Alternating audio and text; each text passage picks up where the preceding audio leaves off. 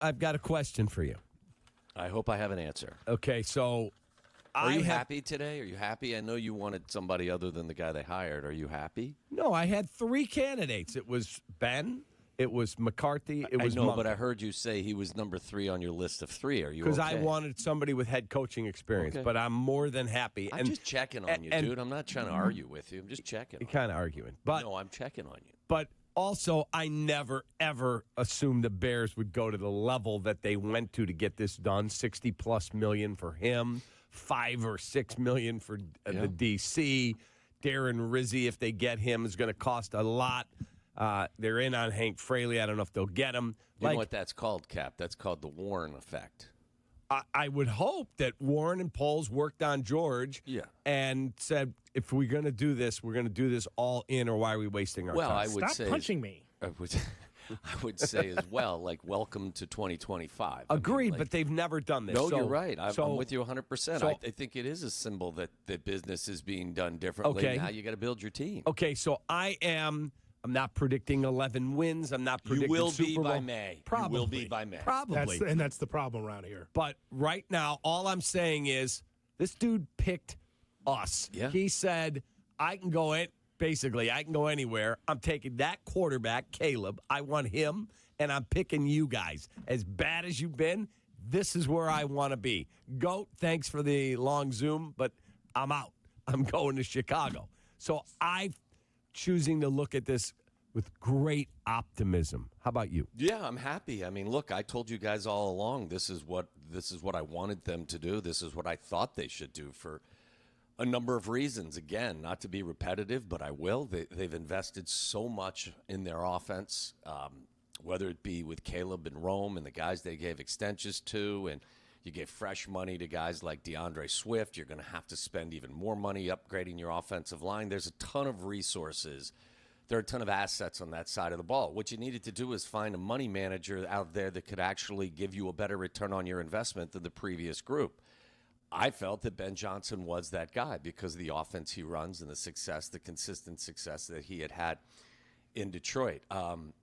So I'm thrilled. Now what I want him to do, and I don't know, as I said to you guys, I had no idea what kind of personality Ben Johnson has or how he will be in the front of the room. You were right, Cap. He's never led a team, but been encouraged by some of the things I've heard guys talk or say, whether it was Mike Valenti, who joined us the other day, TJ Lang joined us yesterday, and I think kind of the universal battle cry is look, this guy can be a red ass. This guy's going to hold you accountable. This guy is going to demand that you do the little things correctly. So, I think at this point, what my focus is getting your hands on Caleb as quickly as possible, tearing him down, and building him back up. I think we've discussed this in the past. I think it was really the previous regime did it the wrong way.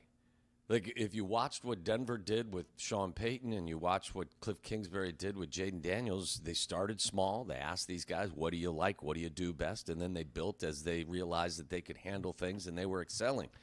I think with the benefit of hindsight, you look back on what we did, and Shane Waldron just threw the whole playbook at Caleb Williams and thought because he's got a high football IQ and he's tremendously mature, even if he struggles some, he'll be able to pull the reins back. No, they did it the opposite.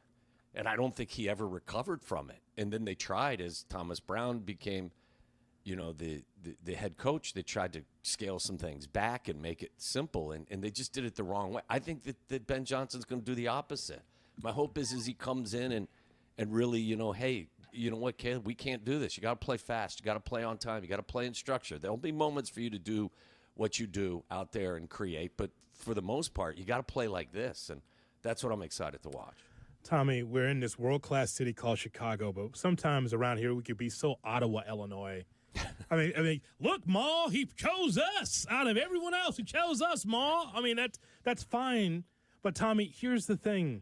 We have dumbed down our football conversation. Thank God we got you on YouTube to at least be able to break down plays so we can have a better understanding of what's supposed to happen out there. But we have dumbed down the conversation in football of quarterback coach. And I know that's the beginning of it. That's the tip of the spear. But when it comes to the Chicago Bears, there's so much more that needs to be done. I started the show by telling Kap, like, I'm happy that Ben Johnson's here as head coach, but what I'm more concerned about is the support around him. It's more than dollars and cents. It's about players. No, I mean, I think out of all of us at the station, you and I were on top of it talking about the players have to have some responsibility for this. Yeah. And so, to me, the future of the Bears is about identification. It's about development and the production of those players. And so that's where I'm at. Like, great, you got Ben Johnson. Great, you got a new coaching staff. Yeah. But what about the infrastructure of the players? How does that get better? Well, I think it's a great point. First of all, I shuddered every time I heard the guys speak up there and wanting to be coached better and or harder and be held accountable. Like some of that stuff, if it gets to the coach, you're screwed, right? You know, a lot of that stuff has to be handled by guys, leaders inside that locker room. If it ultimately gets to the coach's table, then you're in trouble. I also, Jonathan, I think that you and I have had that conversation. I've come to the realization over the course of this year that maybe they're not as talented as I initially thought they were. And you look across, and that's what I think they need to do now before you go out and identify the guys you want. I think you have to look internally and identify guys that maybe not fit. And those are going to be some hard conversations for Ryan and Ian because some of these guys are guys that they decided to spend draft currency on or they spent free agency cash on. You got to look at your roster really intently and with a discerning eye, and you have to get your bias out of the equation because they're your guys. You're pulling for them, but if they're not if they don't fit what we're trying to do here, then you got to pivot and you have to move. And I think that's why. Not to jump ahead, but that's why the first question I ask is, hey, can he bring Hank Fraley with him?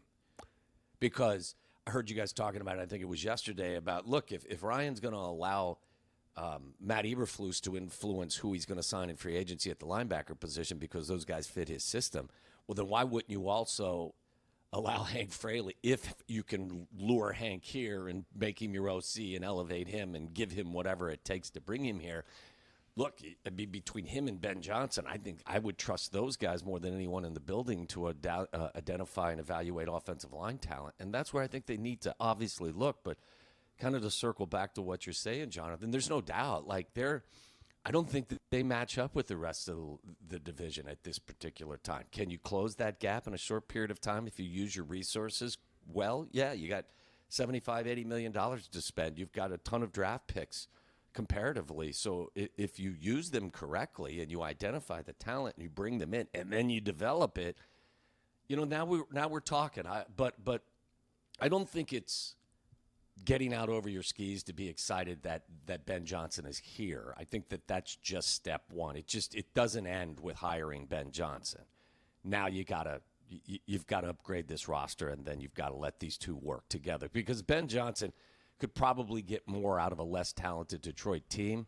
But the reason why that offense was number one in points scored in top 5 over the course of the last 3 weeks is a combo. It's because Ben is really creative. He's got a lot to work with. So we need to give him a lot to work with here in Chicago. And then hopefully we'll get some similar results. All right, more with the pride and joy of Sharonville, Ohio, the nephew of Edna Waddle, who had the great Elvis Presley collection of figurines. That was my grandmother, Vera. Oh, Vera. Sorry. I thought it was Edna. Sorry. We'll never get to break at this point. We'll take a time out. But you should have put your vote in for the Hall of Fame. I don't know why you didn't vote for Ichiro. It would have been a perfect 100%. But you didn't put the vote in because you fell asleep at the switch. So don't explain you your put that evil on me, Ricky Bobby. I want you to explain why you didn't vote for Ichiro. Why? Isn't that like, Jonathan? All that stuff just chaps my ass. Like, who goes through this process and actually says, you know what, I'm not going to do? I'm not going to vote for Ichiro. I'm not going to spend your guys' valuable time telling you why Sammy and Barry Bonds and Roger Clemens and all those guys deserve to be in as well, and you just tell their story. But I don't understand. How do two people not vote for Griff Jr.? It just, what it does is, to me, it just, it makes your whole thing laughable. And Moeller stink on him, I guess. I guess so. I mean, it didn't keep Barry Larkin out, did it? Nope. Yeah. I mean, it's just look at me when you do that, right? When you say, yeah, you know what? Ichiro, who was as perfect a player as you could ever find. This guy in his 40s, by the way, was the only player on his team that's playing long toss. Yeah. He was the number one guy. You know the second guy was? His interpreter that was also had long toss. He had the second best arm on that 10 team. straight, I think, Jonathan. Didn't he, like his first 10 years in the league, he was Gold Glove. Yeah. I mean, so it's like they have a Baseball Writers Association, remember, a BBWAA meeting. All right, who hasn't been an idiot and not voted for someone? Phil, right there. This time you're not voting for Ichiro. So, like, really, what? can No, you guys... Jay Moore, not BBW. He's talking about the Baseball Association. Never mind. Go ahead. Big Beautiful Writers Association. Yeah, I'm trying to actually even, manufacture a reason why somebody would leave Ichiro off and can't. Yes.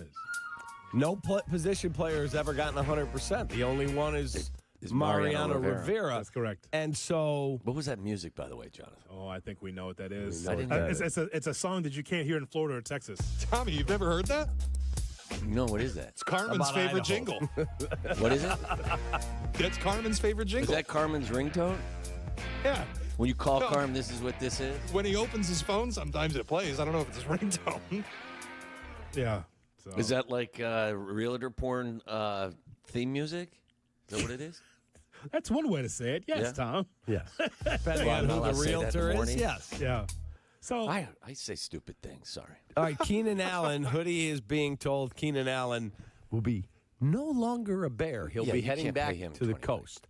Would you upgrade the speed there, get a similar style receiver? Cap, You've got- this is where I would say, like, these are, like, you need to, with all due respect to Mercedes Lewis and the relationship you developed with him, there's not a spot on the team for him anymore. Mm-hmm.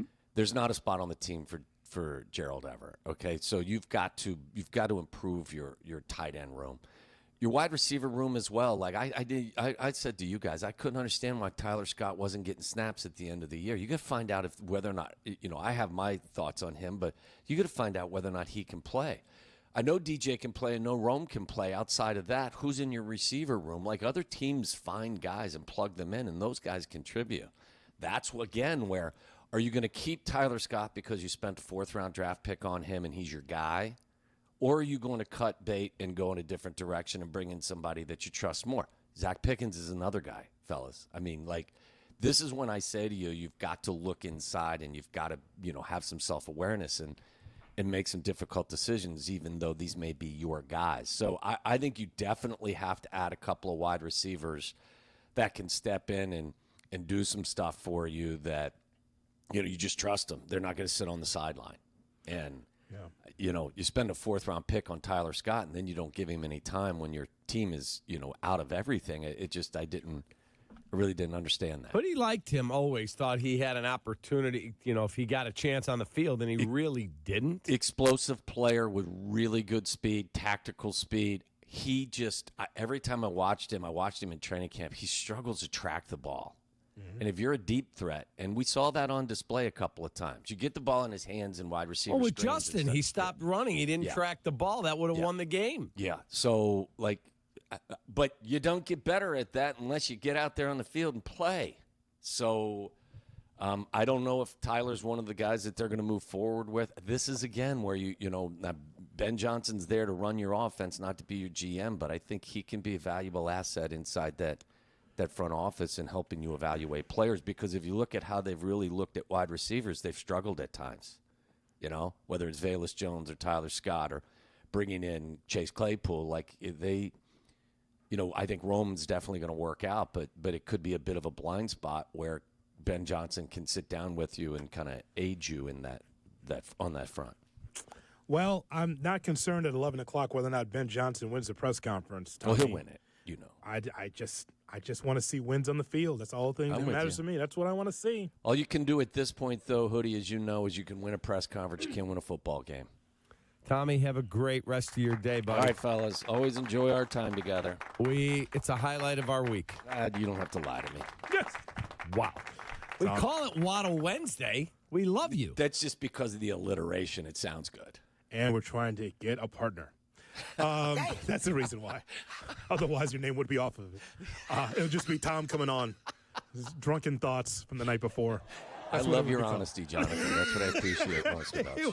Have a good show today. Yeah. All right. Waste Management brings you Waddle Wednesday. That would be awesome. By the way, are you at Hallis today with Sylvie? Yes. All right, there Up you at go. Hallis Hall. Right. There you go.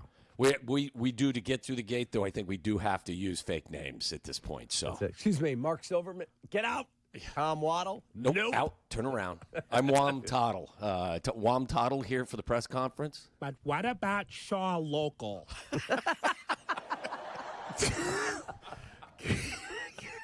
Kap and J Hood presented by ESPN Bet.